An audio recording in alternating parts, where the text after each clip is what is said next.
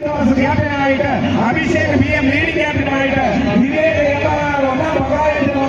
അരുൺ വരുമ്പോൾ രണ്ടാം റാങ്കിലൂടെ വരുന്നത് saint Joseph number 2 kick ball club വൈശുഭാഗം അജോമാനയുടെ ക്യാപ്റ്റൻസി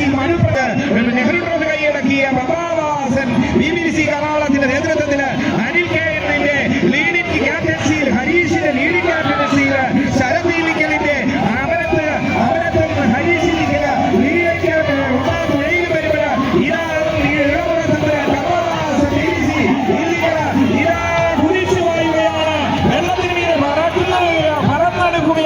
കടൽ കൊള്ളക്കാർ ഉപയോഗിച്ചിരുന്ന വള്ളങ്ങള് ഇതാ പുന്നമടയില് ഇതാ തീവണ്ടിക്കൊള്ളക്കാരുടെ വള്ളം ഇടിച്ചു പായുന്നു. ഇറമുള്ള തമ്പുരാൻ